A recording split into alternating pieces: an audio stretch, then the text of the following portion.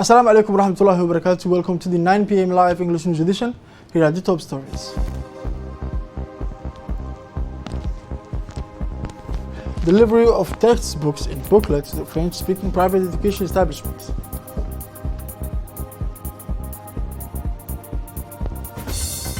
Eastern Europe is already feeling the effect of the second wave.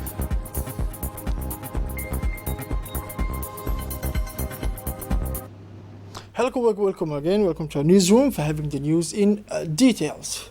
The Republic of Djibouti today, Wednesday, closed its land border for a period of 15 days. This measure, announced in a presidential decree issued yesterday, Tuesday, the day before yesterday, is added a crucial clarification that where the closure of borders relates only to individuals and not to movement of goods, the decision to close our land borders has to evaluate of a new version in the forefront and maximum vigilance to which our governments, under the age of the President of the Republic, His Excellency Mr. Ismail Margele, he deliberately subscribed since the emergence of the COVID-19 pandemic. It should be pointed out that this measure to close our land borders comes at a time when our country is registering a slight increase in the number of positive cases of COVID-19. The ambitious project to develop its own satellite that, under the leadership and direct impetus of its prime, His Excellency Mr. Ismail Margele, the Republic of Djibouti had previously set itself, is taking final shape. A nursery of 10 students from Djibouti, occupied by the Minister of Higher Education and Research, Dr. Nabil Mohammed, is for a week in Nimes, France, where they begin the first phase of a specialized course in the field of design, implementation, and handling of nano satellites. Lasting 6 months, this first purely theoretical training at the IUT of Nimes will lead for the students from Djibouti to a practical internship to be followed at the University Space Center of Montpellier. Eventually, these Djiboutian students are expected to have a perfect mastery of satellite knowledge, ranking from the assembly and testing of space vehicles to the development of space system. With the sending to France of the first class of students from Djibouti in nano satellites, should be recognized that the strategic partnership agreement between our country and the University Space Center of Montpellier is now in the process of acquiring a real cruising speed. This is a fruitful partnership that undoubtedly owes its success to its main designer, in this case the President of the Republic, His Excellency Mr. Ismail Margele, whose innovative idea was implemented by our Minister of Higher Education and Research and the University Space Center of Montpellier directors, Mr. Laurent Dussault. Now, in a statement he made on the national television, the Ministry of Health referred to recent developments regarding the outbreak of the global coronavirus pandemic in the Republic of Djibouti, calling on the population to be more vigilant in respect health instruction to avoid a second wave of COVID-19. Yesterday, the Research and Production Center of the Ministry of National Education and Vocational Training hosted a textbook delivery ceremony for the benefit of French private schools. The ceremony of handing over and reception of these manuals was presided over by the Ministry of National Education and Vocational Training, Mr. Mustafa Mohammed Mahmoud, the General Secretary to the Ministry, Mr. Mohammed Abdullah Mahyoub, the General Directors and Technical Advisor of the Ministry, in addition to the representatives of these private institutions. About 7 French private schools benefited from this precious gift. This occasion is part of the Ministry of Education efforts to improve the educational process of French private schools. In an interview of the director to the Center of Research and Production, he indicated the importance of this occasion for the benefit of those private educational institutions of the Republic. These studies materials will be handed off by the Ministry of National Education and Vocational Training to the heads of this institution. The ministry seeks to support private schools and that teach the French language. His Excellency the Minister of National Education and Vocational Training, Mr. Mustafa Mahmoud, in his speech, congratulated Crippen for the preparation of these academic courses. Now, as part of the school activities that the Ministry of National Education and Vocational Training has been keen to develop each year through the Directorate of Sport and Culture, the Ministry of Education and Vocational Training, Mr. Mustafa Mohammed Hamoud, distributed sports equipment and supplies for the benefits of elementary school in Djibouti, the capital. The event took place in the presence of high-ranking personalities from the Ministry of Education. The school championship is set to begin today, Tuesday, October 22nd, at the ceremony for handing over and receiving sports supplies and equipment. The head of the Department of Sport and Culture, the Ministry of National Education and Vocational Training, thanked the Minister, Mr. Mustafa Mohammed Hamoud, for this sport gift, at the same time commending the Minister's esteemed efforts for the promotion and development of various school sports since he assumed the portfolio of the Ministry of National Education and Vocational Training. As part of its regular consultation with the ulama and the religious body, the Ministry of Muslim Affairs, Culture and Waqf Property, His Excellency Mr. Mumin Hassan Barawi chaired yesterday a meeting at the People's Palace, bringing together members of the Association of Imams of the Mosque of Djibouti. Attending this annual meeting were the Executive Secretary of the Islamic High Council, Sheikh Uki Qawrah, the Director of the Muslim Affairs, Mr. Al-Salih Ahmed Abdullah, and the President of the Association of Imams of Mosques, Sheikh Yusuf, as well as all Imams, Ulama, and preachers. This meeting was an opportunity to take stock of the various activities and programs conducted by this association, officially created in 2004. Among its objectives is the enhancement of the Mosque Square and its spiritual influence as high place of prayer, invocation of Allah, and Quranic teaching.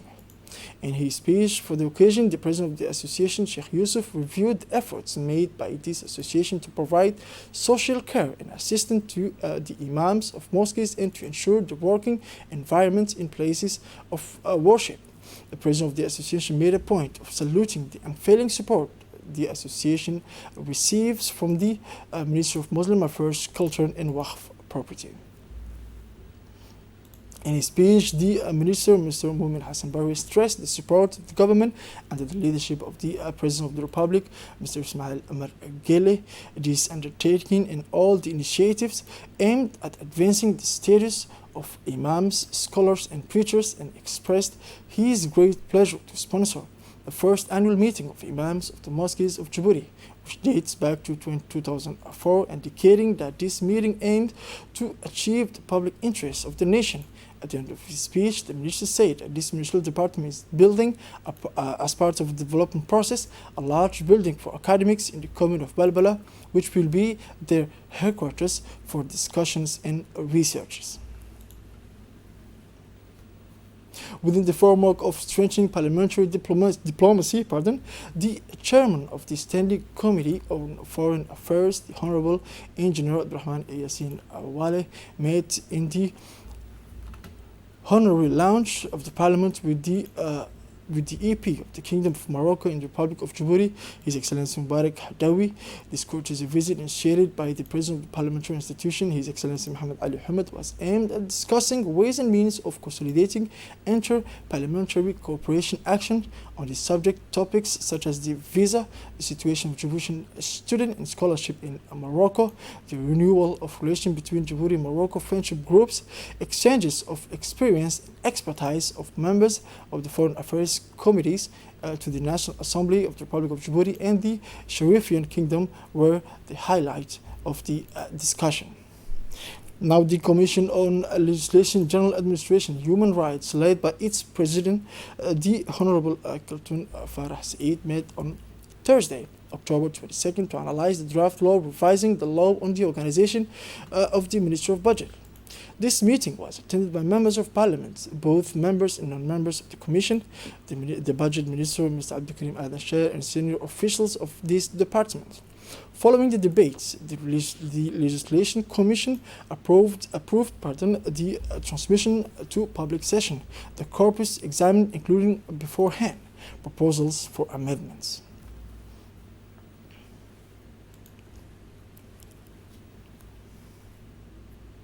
At the invitation of his Ethiopian colleague, the mediator of the Republic of Djibouti, Dr. Qasim Isa, accompanied by Mr. Harun Asu Ali, counselor at the Embassy of Djibouti in Addis Ababa, made a working visit to the Ethiopian capital where he signed this Thursday, October 22nd, a protocol of cooperation with his Ethiopian counterparts. A protocol focused on mainly training and exchanges of experience in strict compliance with their field of intervention and respect for the laws enforced in their respective countries, said the Djiboutian ombudsman. At the end of the meeting, he invited in turn his Ethiopian counterpart to visit him in Djibouti.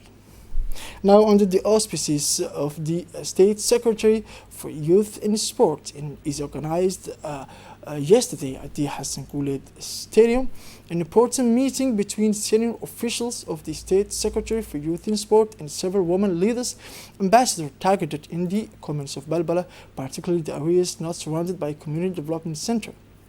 The aim was to give these women leaders of the neighborhoods of the commune of Balbala the opportunity to share and assist this moment of escape the new areas conducive to the discovery and development of young people in summer camp.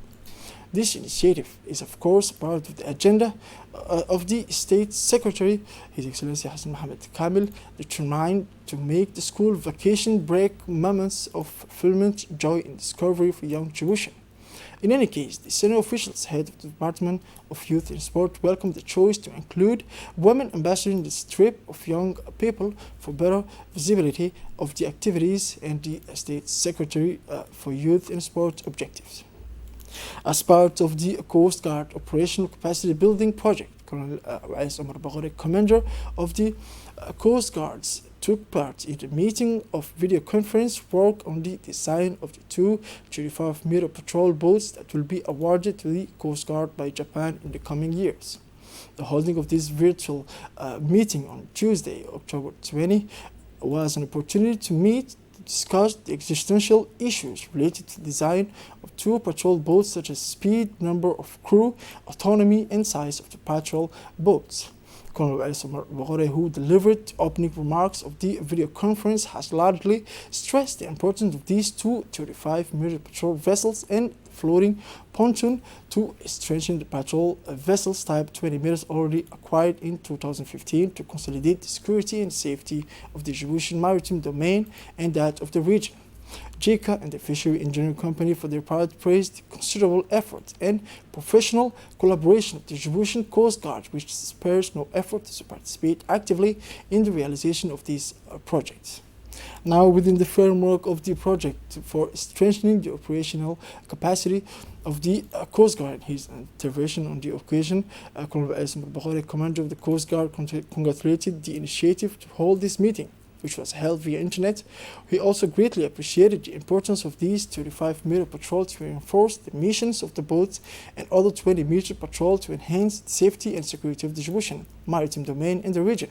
He praised the considerable efforts and fruitful cooperation between the Japanese state and Djibouti Coast Guard, who made great efforts to carry out this project.